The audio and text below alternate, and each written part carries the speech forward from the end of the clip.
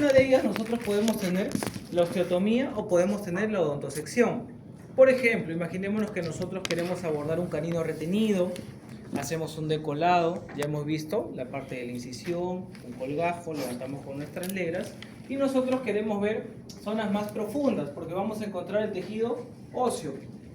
Por lo tanto, yo con fresas quirúrgicas, dependiendo de la que yo vaya a utilizar, sin embargo, en este caso sí está recomendado las fresas redondas de carburo tuxteno de tallo largo, ¿no? Para desgastar tejido óseo. Bien, entonces yo puedo realizar procedimientos quirúrgicos y puedo retirar el tejido óseo. Cuando yo retiro el tejido óseo que va a retener o va a ser una traba para luxar una pieza dentaria, por ejemplo, o retirar el tejido óseo para exponer un canino retenido, porque yo puedo hacer una incisión, levanto un colgajo y no veo nada. Puede que yo vea solamente el hueso. Y si veo el tejido óseo, tengo que hacer en este caso una osteotomía. Totalmente diferente al segundo escenario, donde yo voy a hacer una odontosección. Su nombre lo indica, ¿no? Yo voy a seccionar parte de la pieza dentaria para poder removerla, en algunas ocasiones por partes. ¿Cuándo se utiliza casi siempre una odontosección? Por ejemplo, si yo tuviera una tercera molar 3848 de posición horizontal, ustedes con el forceps no van a poder prensar la corona, ¿cierto? No hay espacio. Por lo tanto, si yo tengo una pieza horizontal, voy a tener que hacer una odontosección, voy a tener que seccionar la corona, separarla de la raíz y crear espacio para poder sacar mi raíz. Otro escenario, por ejemplo, tenemos una pieza dentaria 1626 con un tratamiento de endodoncia. A veces los pacientes no regresan a la parte de rehabilitación y se quedan con la endodoncia nada más. ¿Por qué? Porque no se ha hecho un buen seguimiento al paciente y por lo tanto podemos tener una fractura de la corona. Entonces yo no tengo cómo prensar mi pieza dentaria y yo puedo hacer una odontosección. Puedo seccionar mis raíces para poder hacer la extracción. ¿Cierto? Si habláramos, por ejemplo, de la 1626, ya sabemos también cuántas raíces tienen normalmente esas piezas, ¿no? ¿Tienen? Tres. Y la disposición de las raíces son tenemos una hacia mesial, hacia distal y una hacia palatino, que es la más larga. Y nosotros podemos también hacer una odontosección para seccionar mis raíces y hacer la extracción. Sin embargo, para ello nosotros vamos a utilizar algunos elementos, esto lo vamos a ver ya en la segunda parte cuando hagamos extracciones, como los elevadores, botadores, tenemos forceps para poder retirar determinada pieza dentaria, no solamente en adultos sino también en niños. Otro punto también importante, tenemos que tener siempre la irrigación constante. Cuando yo estoy haciendo una odontosección, pues estoy haciendo también una osteotomía, ¿no? Porque yo puedo también causar necrosis a nivel óseo. Si bien es cierto, mis piezas de mano tienen irrigación, teóricamente mis piezas de mano están en buenas condiciones, pero nosotros también podemos reforzar para poder irrigar el tejido óseo con suero fisiológico. ¿Ustedes se han dado cuenta cuántas salidas tiene su pieza de mano? ¿Sí se han dado cuenta? ¿Cierto? Me imagino, han visto por lo menos. O solamente se han dado cuenta si tiene luz o no tiene luz. O si es rosado o es de color negro, ¿no? Hay que ver también algunos detalles, ¿no? Sí se recomienda que tenga 3 salidas de agua de manera triangular. Hay otros que solamente tienen una, hay otros que tienen como 5, que es innecesario porque más te baña un poquito la fresa, ¿no? Pero sí se recomienda que tenga 3 salidas de agua, ¿bien? Para que todas estas salidas confluyan en la fresa al momento de hacer el tratamiento.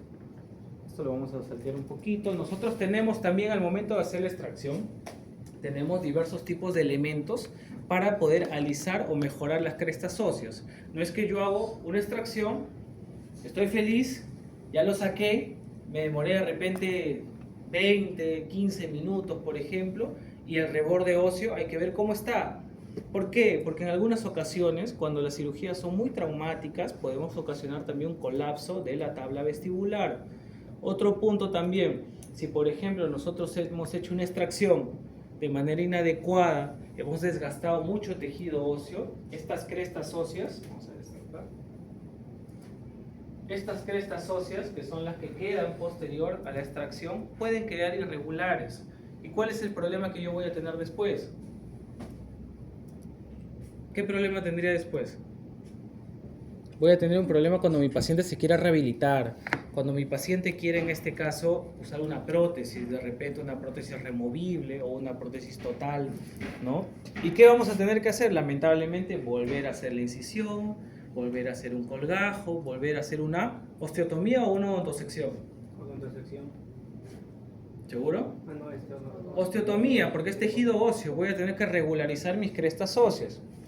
Por eso cuando ustedes hagan una extracción, sobre todo si están desgastando tejido, hay que ver cómo están estas crestas. No tienen que estar irregulares porque vamos a perjudicar al paciente posterior a un tratamiento de extracción cuando llegue la etapa de rehabilitación. Bien, tenemos algunos elementos, podemos utilizar curetas para alveolo. Algunos textos nos mencionan que es más recomendable el tema de las curetas para alveolo cuando tenemos una pieza con infección. Y vamos a irrigar también al momento de hacer un curetaje. Puede irrigar con suero fisiológico o puede irrigar también con clorexidina. Aparte de eso, ya no son tan usados, sin embargo, sí se recomienda también en algunas ocasiones elementos como limas para hueso o gubias o alveolótomos. ¿Para qué? Para regularizar las crestas óseas posterior a extracciones dentales, por ejemplo, seriadas, o extracciones dentales ya muy complejas donde hemos hecho un tratamiento desgastando tejido óseo. También podemos hacerlo con las fresas quirúrgicas que hemos visto hace poco, con estas de acá. Con estas fresas de acá, ¿no? También podría regularizar mi tejido óseo. Ahora, nosotros, si bien es cierto, y acá se ve un poco más para que se entienda por qué el uso de elementos para regularizar las crestas óseas, cuando hacemos extracciones dentales, estas espículas pueden quedar expuestas y por lo tanto yo puedo tener inconvenientes al momento de rehabilitar a mi paciente posteriormente. Miren, vamos a ver acá sí se ve un poco esta imagen, ¿no? Miren esta cresta, ¿no? Entonces yo la puedo regularizar, porque si no voy a tener que volver a hacerle una incisión a mi paciente. Luego de ello, dependiendo, porque podemos tener extracciones simples, donde por ejemplo el paciente comprimiendo con una gasa y mordiendo con una gasa y siguiendo indicaciones que le vamos a dar, se va a formar un coágulo. Eso lo vamos a ver en la semana 9, cómo es toda esa secuencia. Ya han llevado fisiología. Todos se acuerdan, me imagino, de la vía extrínseca, la vía intrínseca, más o menos. ¿Algo? Sí, la vía común, el factor 10, el factor 8, me imagino eso lo vamos a recordar también en la semana 9, porque hay que entender cómo es que se forma este coágulo y cómo se puede desprender. Sin embargo, cuando nosotros hacemos una incisión y hemos hecho un desgaste en el tejido óseo, por ejemplo, nosotros necesitamos suturar, ¿no? Podemos utilizar nylon, seda negra, ácido poliglicólico, eso lo vamos a ver en la práctica de suturas más adelante, y también los tipos de punto que vamos a realizar. Hay diversos tipos de sutura para cada incisión que yo voy a realizar. Bien, ahora vamos a hablar un poco sobre la anatomía de los maxilares. En este caso vamos a centrarnos más en la inervación y la irrigación. Luego vamos a pasar con una parte de oclusión también, porque vamos a tener una prueba la próxima semana, bien, para ver todo lo que compete a nomenclatura. Tenemos estructuras importantes a nivel de la mandíbula: el cóndilo, la apófisis, la línea oblicoexterna, el cuerpo y el agujero mentoniano, que es importante recordar porque a través del agujero mentoniano, ¿qué nervio va a pasar? El mentoniano. El nervio mentoniano, ¿cierto? ¿Y entre qué piezas se encuentra el agujero mentoniano? Normalmente entre las premolares, ¿no? Entre la 4 y la 5, ¿no? 3-4, 3-5 o 4-4, 4-5. Vamos a tener algunas estructuras importantes también que son importantes para poder determinar y saber cómo es que yo voy a hacer mi técnica de anestesia, que van a tener una práctica en la semana 5. Van a tener una práctica de anestesia también. Hay que saber algunos detalles importantes porque van a darse cuenta que cuando entre ustedes abran la boca, algunos detalles no están como en la imagen y van a tener que palpar, ¿no? Van a tener que palpar y en esas zonas van a tener que hacer la punción. Por eso es importante saber qué nervios yo voy a anestesiar, ¿no? No es el mismo cuando yo voy a colocar, por ejemplo, una anestesia troncular para una extracción, imaginémonos, de la 3848, o yo de repente voy a hacer una restauración para la pieza 3141, ¿no? Ya no tendría sentido de repente colocar una troncular, porque el nervio dentario posterior o el alveolar inferior va a dar inervación ¿a qué piezas? ¿Recuerdan? ¿Qué piezas me inerva el dentario? Tercera molar a primera molar. De tercera molar a primera molar, por acá me dicen, ¿coinciden?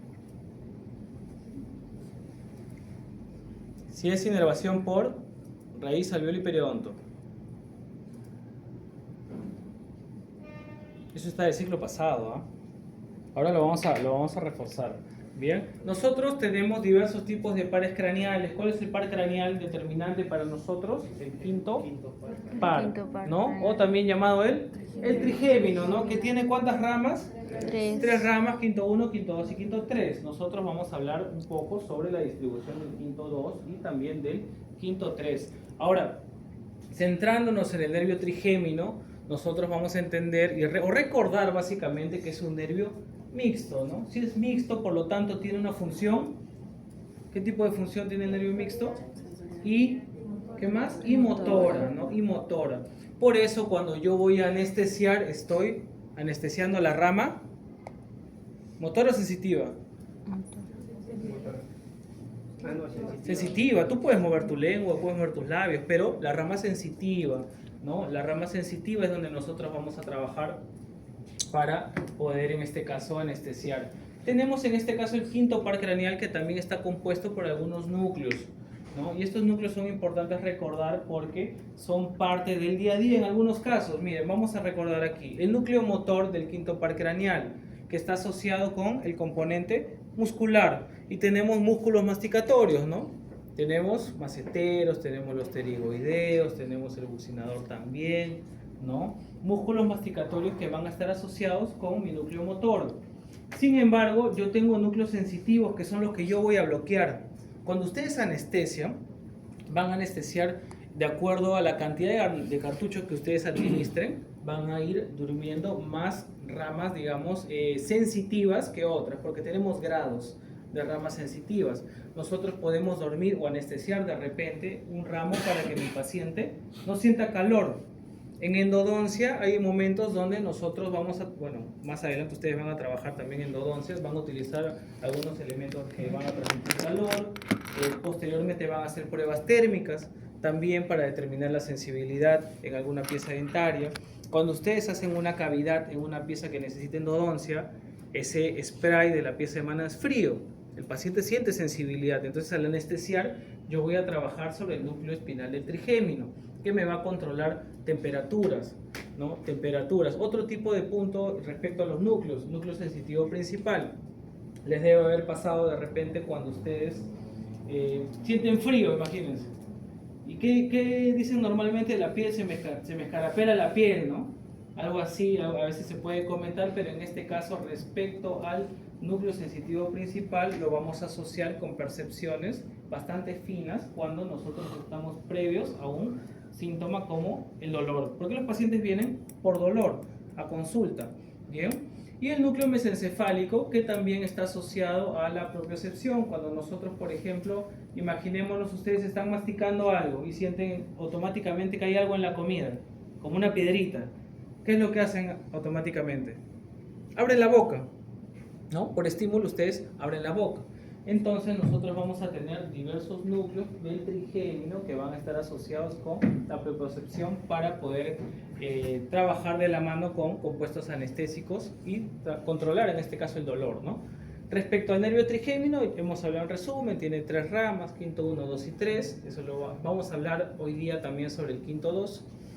Bien, esto lo vamos a ver mejor en un dibujo, ¿sí? Pero sí es importante recordar que cuando yo estoy colocando una técnica troncular, yo voy a dormir mi nervio dentario, voy a trabajar también sobre mi nervio lingual y también sobre el nervio, ¿cuál es más? Ustedes le van a preguntar al paciente o entre ustedes se van a preguntar, ¿sientes el labio? Sí, no, más o menos, que vendría a ser mi mucosa vestibular de la pieza 3141. ¿Quién lo inerva? ¿El nervio?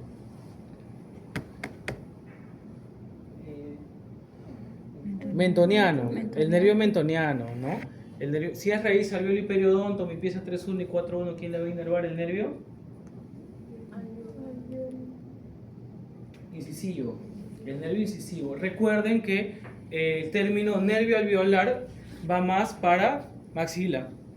Nervio alveolar superior anterior, nervio alveolar superior posterior.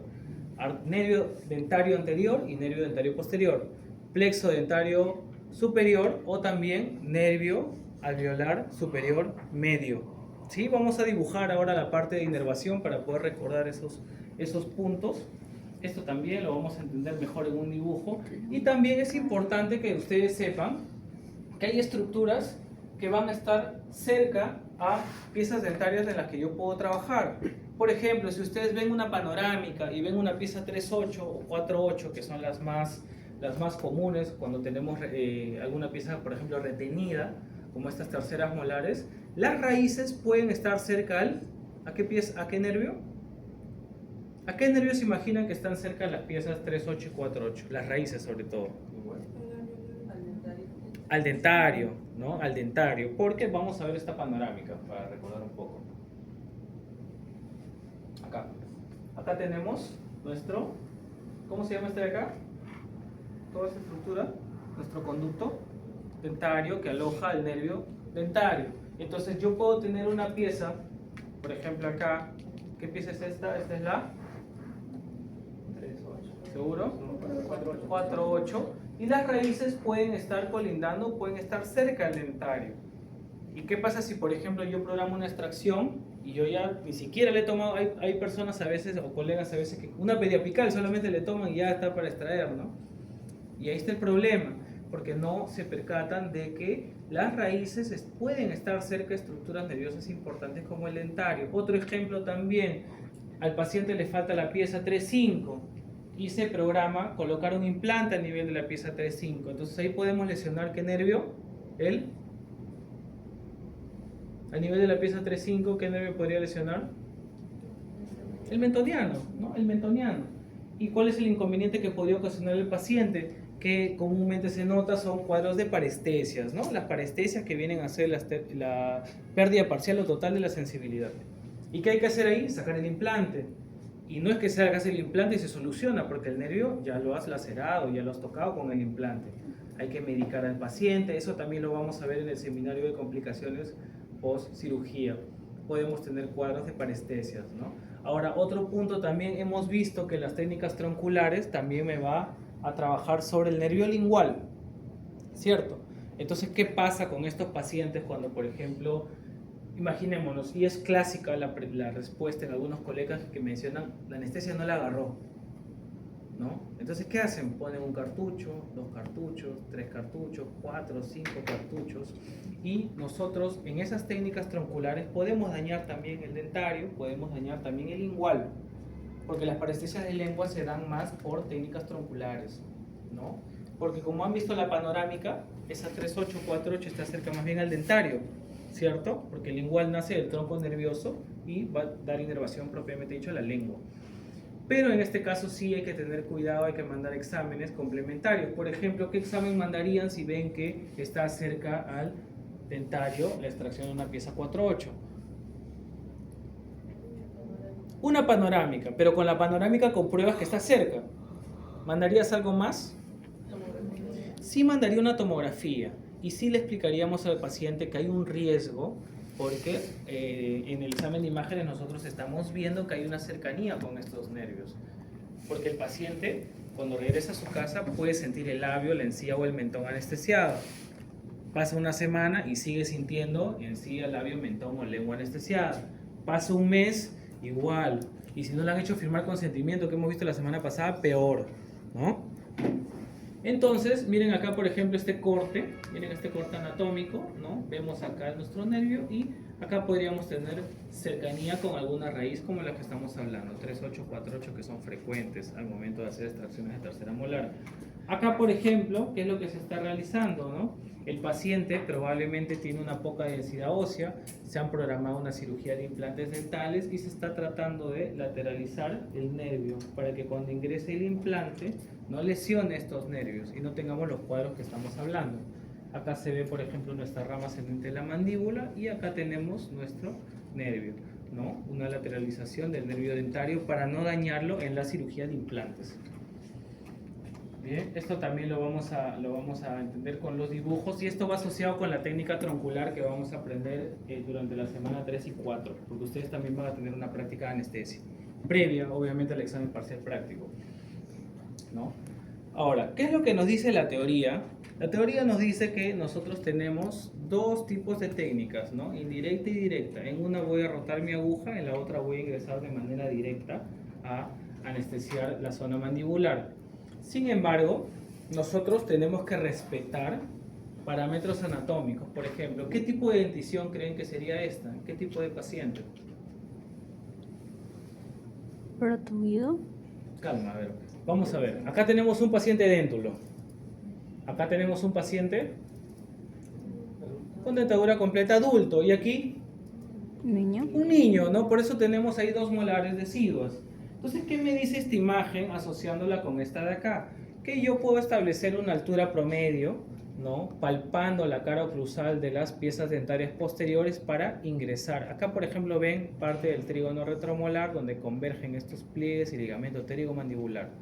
Sin embargo, acá se ve bonito, pero cuando ustedes abran la boca, a veces no se ve nada y tienen que palpar. Eso lo vamos a practicar también. ¿Qué me dice esta imagen entonces? Que de acuerdo a la edad promedio que tenga mi paciente, yo voy a establecer parámetros de medida o de referencia, ¿no? Porque obviamente un paciente déntulo total que ha perdido dimensión vertical, está reabsorbida esa mandíbula, yo voy a tener que considerar mayor altura al momento de hacer la punción. ¿Bien? Lo mismo acá. Hay técnicas para poder anestesiar algunos ramos, como para el mentoniano, por ejemplo. Y hasta aquí sería esta primera parte. Voy a avanzar con la segunda, luego van a entrar con la parte de oclusión y luego yo voy a continuar con la parte de inervación y irrigación de los maxilares. ¿Está bien? ¿Hasta aquí hay alguna consulta, alguna pregunta? ¿Todo claro? Esto es parte de la teoría de la mañana.